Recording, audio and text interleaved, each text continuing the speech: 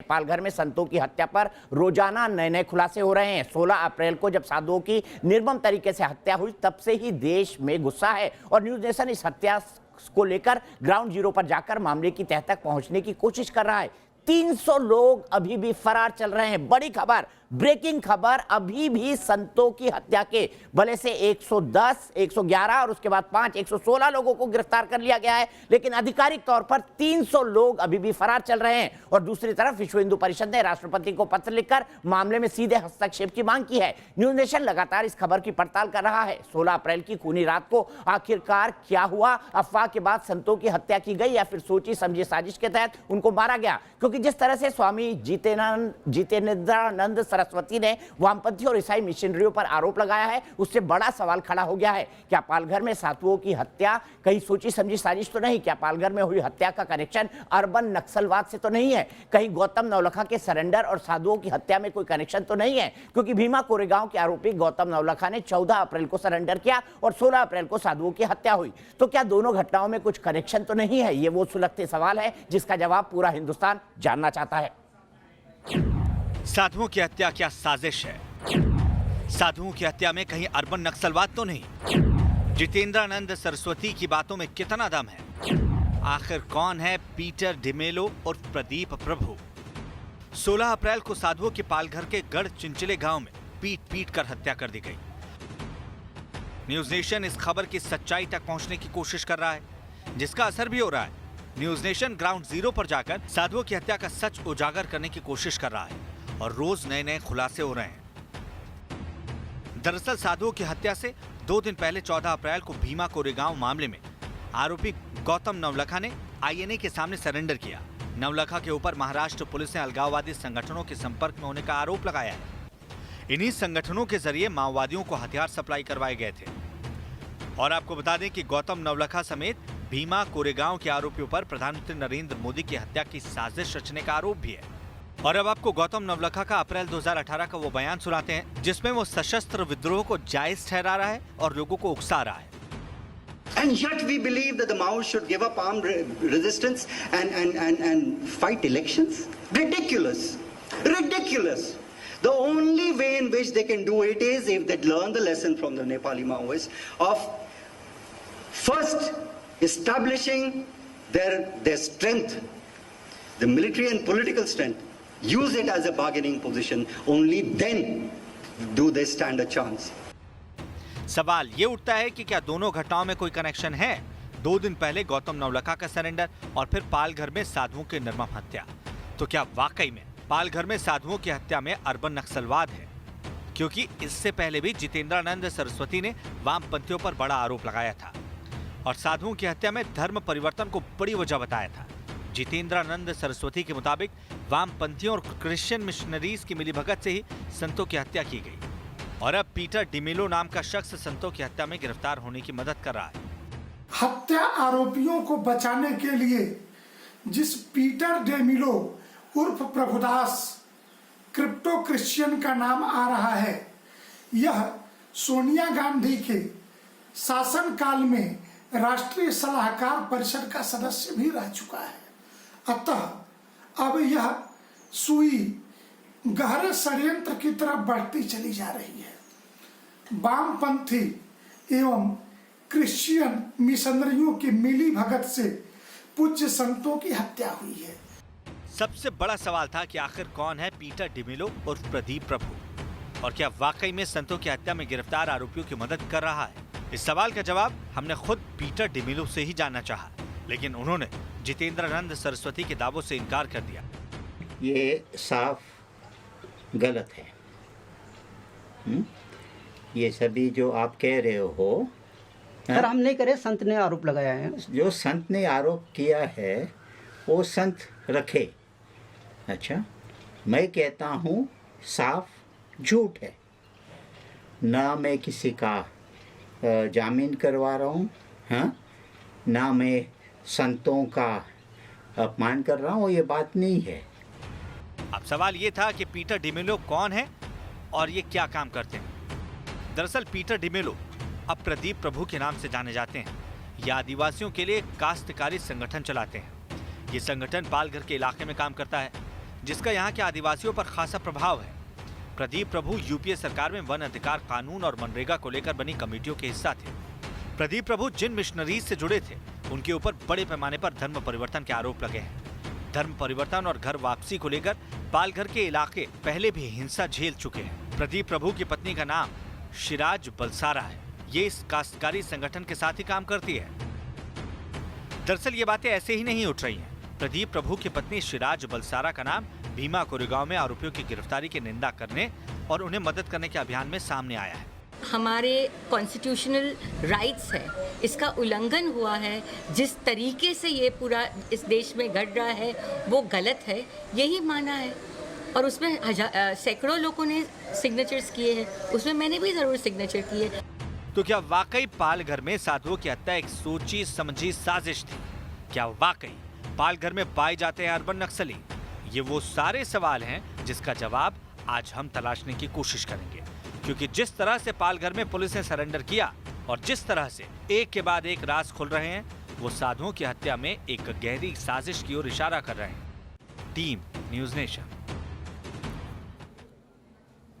तो क्या है अर्बन नक्सल? क्यों एनआईए अर्बन नक्सल्स की जांच कर रहा है? क्यों एक धड़ा गौतम नवलखा को छुड़ाने की कोशिश कर रहा है, जिसमें फादर पीटर डिमेलो की पत्नी शिराज बलसारा का नाम आ रहा है? क्या इन दोनों के बीच कोई इंटरलिंक है? क्योंकि लॉकडाउन के दौरान जिस तरह से छोटे छोटे गांव से निकलकर 500 लोग कुल्हाड़ी, दराती, हंसिए और साथ ही साथ लठ और पेड़ काट काट कर वहां पर उन्होंने साधुओं की हत्या की है, और ये किसी बिना सुनियोजित ढंग से किए बिना ये हो नहीं पाता, क्योंकि लॉकडाउन में दूर दूर के गांव से इतना लोग आ जाना कई सारे सवाल खड़ा कर रहा है। अपने पैनल को इंट्रोड्यूस करूंगा। मेरे साथ बीजेपी की नेशनल स्पोक्स पर्सन शाजिया इल्मी जुड़ गई हैं, मेरे साथ अवधेश कुमार हैं, वरिष्ठ पत्रकार, मेरे साथ विवेक विराट हैं, धर्माचार्य हैं, मेरे साथ नंदनी दत्ता जी हैं, एसोसिएट प्रोफेसर हैं इकोनॉमिक्स की मिरांडा हाउस में। इन्होंने भी गौतम नवलखा के समर्थन में जो पिटीशन लिखी गई है उसमें सिग्नेचर किए हैं। मेरे साथ सनी धीमान हैं, लीडर हैं, जेएनएसयू के रह चुके हैं, और मेरे साथ विवेक श्रीवास्तव हैं जो कि सीपीआई के लीडर हैं। सबसे पहले चलूंगा अवधेश जी। अवधेश जी, सबसे पहले आपने यही कहा था कि इसका अर्बन नक्सल कनेक्शन हो सकता है, लेकिन यहां पर अब बात आ रही है 14 तारीख को गौतम नवलखा अरेस्ट होते हैं। काश्तकारी संगठन वहां के आदिवासियों में अच्छा खासा प्रभाव रखता है। काश्तकारी संगठन के प्रमुख की पत्नी से सीधा सीधा कनेक्शन है गौतम नवलखा का। वहां पर धर्म परिवर्तन एक अभियान के तहत हो रहा था। ये सारे सवाल खड़े होते हैं या नहीं? क्या इनको नजरअंदाज कर दिया जाए या इनकी भी डीप इन्वेस्टिगेशन होनी चाहिए?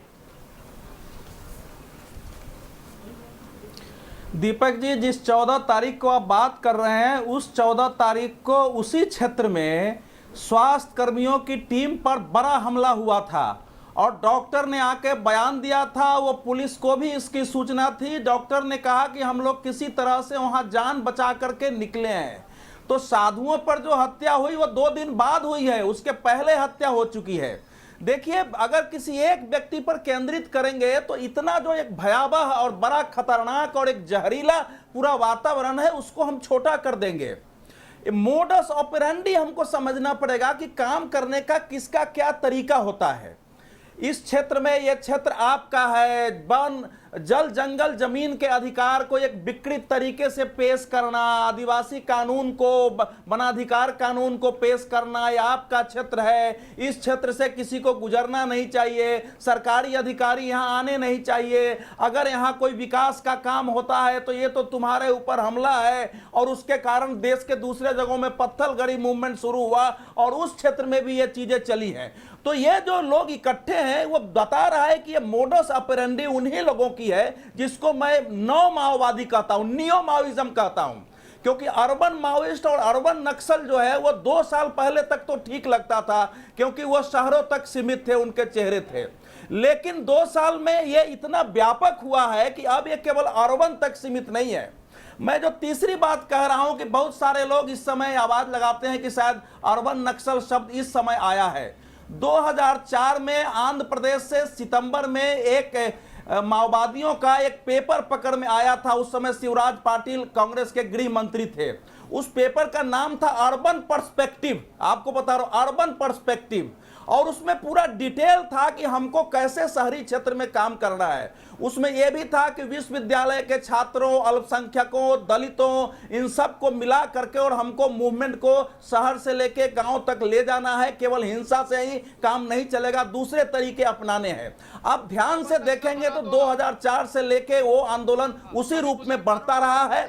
इसलिए पालघर की जो हिंसा है, ये पहले से वहां के आदिवासियों को, वहां के लोगों को एक हिंसा के लिए उत्प्रेरित करके अपने बारे में गलत अवधेश जी बोलिए, कंटिन्यू करिए। विवेक जी ऑडियो प्लीज। क्षेत्र को बाकी क्षेत्र से काटने की साजिश के तहत, और खासकर जो भड़काया गया है कि इस समय सबसे बड़ा खतरा वो फासिज्म है, और उस फासिज्म का जो रूप है वो केसरिया है। तो इस कारण वहां उनकी हत्या हुई है। इसीलिए मैं बंद करूंगा, ये 2 लाइन और कहना चाह रहा हूं। मैं 2 मांगे कर सकता हूं।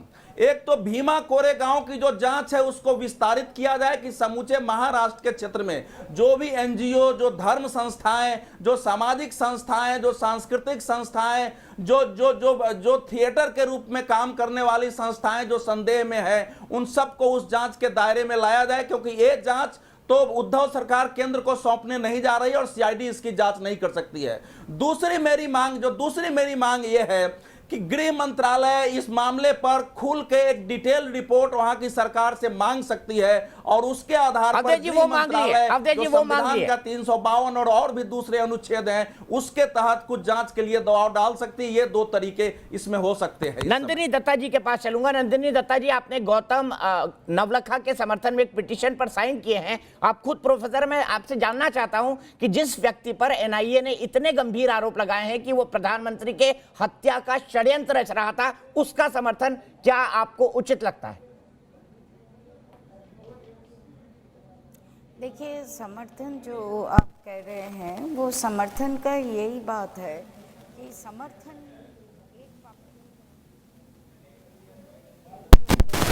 उनके खिलाफ बहुत सारे प्रमाण तथ्य है।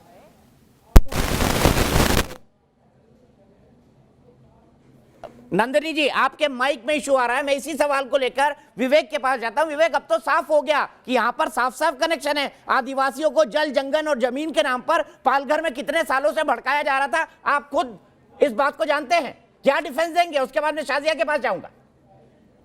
नहीं, कोई किसी को नहीं भड़का रहा है।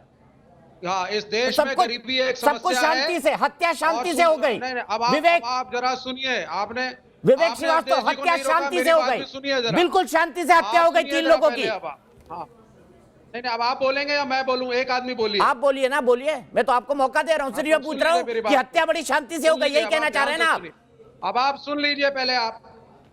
हाँ, देश की जो लेफ्ट फ्रंट की सरकार है, मेन वामपंथी पार्टियां हैं, सभी संविधान में विश्वास करती हैं, चुनाव प्रक्रिया में विश्वास करती हैं। 35 साल बंगाल में रहे, 10 साल मणिपुर, 25 साल त्रिपुरा और अनेकों साल केरल में। तो कॉन्स्टिट्यूशन में हमारा विश्वास है, पहली चीज। दूसरी चीज, भाजपा के राज्य में जो इनकी बात ना माने वो अर्बन नक्सल, वो एंटी नेशनल। मोदी का मतलब देश ये बता रहे हैं। अगर आप मोदी की मुखालिफत करेंगे, बीजेपी की मुखालिफत करेंगे, तो आप कहते हैं साहब के देश के खिलाफ हैं। हत्या की निंदा सबने करी, धर्म का रंग इसको आप दे रहे हैं। इसमें धर्म कहीं से इन्वॉल्व नहीं था। इसको मैं धर्म का रंग नहीं दे रहा हूं, मैं वहां की परिस्थितियों पर एक विस्तृत रिपोर्ट कर रहा हूं। विवेक श्रीवास्तव जी, गलत आरोप मत लगाइए। वहां की परिस्थितियों का विश्लेषण करना मेरी पत्रकारिता का धर्म है। आप इसमें बिल्कुल नहीं सर। आप तिरंगे की बात करिए कि जो 2 लोग मरे वो हमारे तिरंगे के थे, और तिरंगे के अंदर भी केसरिया रंग। नहीं, आप तिरंगा नहीं बोलते हैं, आप बोलते हैं भगवा, हिंदुओं पे अटैक, हिंदू संस्कृति पे अटैक, क्योंकि आप नहीं, मैं तो खुद फैलाने की कोशिश कर रहे हैं। मैं सांप्रदायिकता, मतलब सेक्युलरवाद का ठेका आपने ले रखा है। सेक्युलरवाद का ठेका आपने ले रखा है, हमने ले रखा है। इसीलिए खत्म हो गए पूरे देश से। 2 भारत के, इसीलिए खत्म हो गए पूरे देश से। मारे गए हैं, हमें उसका सर्टिफिकेट आपसे नहीं चाहिए। जनता दे चुकी है, मैं क्या बोलूं? प्रत्यक्ष को प्रमाण की जरूरत नहीं होती विवेक श्रीवास्तव, प्रत्यक्ष को प्रमाण की जरूरत नहीं होती। 2004 में 65 एमपीओ के साथ, 2004 में 65 एमपीओ के साथ जब सरकार को हमारा समर्थन था, तो आपके जैसे पत्रकार हमारे भी आगे पीछे थे। तो मुझे अपनी जस्टिफिकेशन मत दीजिए। हम फिर आएंगे, हम हैं और हम कहीं नहीं। चलिए ठीक है, मैं सीधे चलता हूं विवेक विराट जी के पास। विवेक विराट जी, मैं लगातार खुलासे कर रहा हूं, इसलिए मैं सांप्रदायिक हो गया।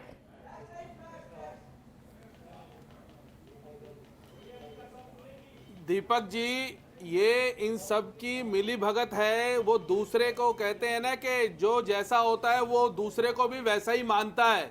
तो ये जितने भी लोग हैं जो मिले हुए हैं पालघर के 2 संतों की हत्या पे, जिसको मैं कहता हूं और आपके चैनल पे ही मैं बोलता हूं कि ये 2 संतों की हत्या नहीं है, सनातन संस्कृति की हत्या है, ये भारतीय संस्कृति की हत्या है। अभी विवेक श्रीवास्तव ये बोल रहे थे कि हम तो इस देश के चुनाव को मानते हैं, इस देश के कानून को मानते हैं। ये कैसे इंसान है जो इस देश के कानून को मानते हैं? दिखाते तो हैं कि मैं इस देश के कानून को मानता हूं, परंतु इनका आधार तो मार्क्सवाद है। ये तो मार्क्सवाद को मानने वाले लोग हैं। अगर ये मार्क्सवाद को मानते हैं तो इस देश को कैसे मानते हैं? इस देश की संस्कृति को कैसे मानते हैं? अगर इस देश की सनातन संस्कृति को ये मानते हैं तो उन 2 संतों की हत्या, जिसमें एक 70 वर्ष के बुजुर्ग थे, उस बुजुर्ग की हत्या पे और जिस दरिंदगी की तरह उनको मारा गया पुलिस प्रशासन की मिली भगत से, तो इनका भी खून खोल जाता।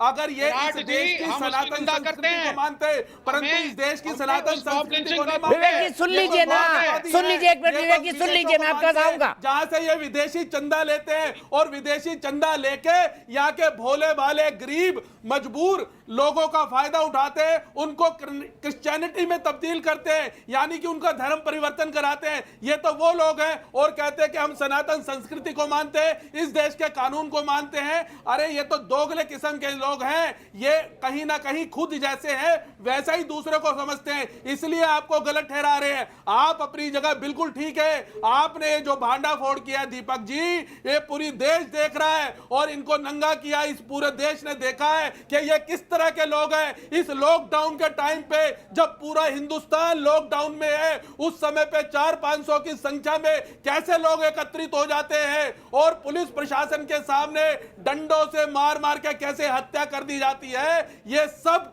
कहीं ना कहीं षड्यंत्र है, मिली भगत है। इसकी सीबीआई जांच होनी चाहिए। जब तक ऐसे लोगों को कड़ी से कड़ी कार्रवाई नहीं होती, ऐसे लोगों को फांसी की सजा, और जो इसके पीछे है, जो षड्यंत्र के पीछे है, उनको भी वही सजा मिलनी चाहिए जिन्होंने इनको मारा है, संतों को मारा है। विवेक जी, एक तथ्य मैं आपको आज और बताना चाहता हूं। दूसरे की रोटी खाते हैं, हमारे घर में रहते हुए दूसरों के थाली में छेद करते हैं।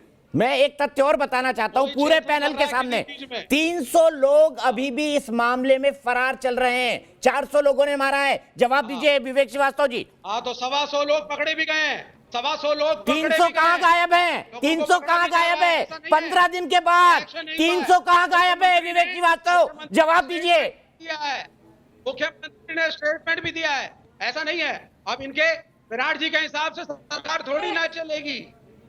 हाँ, इन्होंने तो सबको ही दंगाई घोषित कर दिया, हिंदू संस्कृति ले आई, सांप्रदायिक रंग दे रहे हैं। ठीक है विवेक जी, आपको लग रहा है सांप्रदायिक, आप अपनी राय रखने के लिए स्वतंत्र है। मेरे पैनल में कोई कुछ भी बोल सकता है। सीधे चलता हूँ शाजिया के पास। ये क्यों कह रहे हैं सांप्रदायिक है? तो यानी कि हम लोग सवाल भी ना उठाएं, ये भी ना पूछे कि बाकी 300 लोगों के खिलाफ कोई कार्रवाई क्यों नहीं की गई, ये भी ना पूछा जाए कि इतने संगीन इल्जामात के बावजूद उनको बेल क्यों दी गई है, ये भी नहीं पूछा जाए कि इतनी देर में क्यों ट्रांसफर हुआ और सख्त जो एफआईआर होनी चाहिए थी वो क्यों नहीं हुई, ये भी नहीं पूछा जाए कि सीबीआई जांच इसमें जल्द से जल्द कराई जाए। क्यों नहीं पूछे जाए सवाल? किसने बेल की है, उनका क्या ताल्लुक है? सोनिया गांधी की जो निजी कैबिनेट थी एनएसी, उसका क्या ताल्लुक था इस पूरे वाकये से? जल, जमीन और जंगल की जो बात करते आए हैं, जो गुहार लगाते हैं, जो LWE लेफ्ट विंग एक्सट्रीमिज्म के पूरी तरह से पैरोकार रहे हैं, वो क्यों इसमें शामिल हैं? आप बताइए। और बताइए आपका क्यों नहीं दिल पसीजता? आप बताइए क्यों नहीं एडिटोरियल्स भरे होते? आप बताइए क्यों नहीं पूरी अवार्ड वापसी ब्रिगेड कुछ बोल रही है? आप बताइए क्यों आप लोग सब खुश बैठे, चुपचाप बैठे हैं, खामोश? अफसोस नहीं हो रहा आपको? इतनी बड़ी चीज हुई है और पुलिस की मौजूदगी में हुई है। जितनी भी मॉब लिंचिंग्स हुई है हमारे देश में और कई बार हुई है, उसमें मुसलमान भी शामिल है, दलित भी शामिल है, हिंदू भी शामिल है, सिख भी शामिल है। ऐसा कभी नहीं हुआ कि पुलिस की मौजूदगी में, पुलिस के द्वारा इस ऐसी चीज को कारगर किया गया हो। तो कितनी विवेक जी जवाब लूंगा आपका। ब्रेक के लिए रुक रहा हूँ, इसके बाद सनी और नंदिनी जी के पास जाऊंगा। ब्रेक के लिए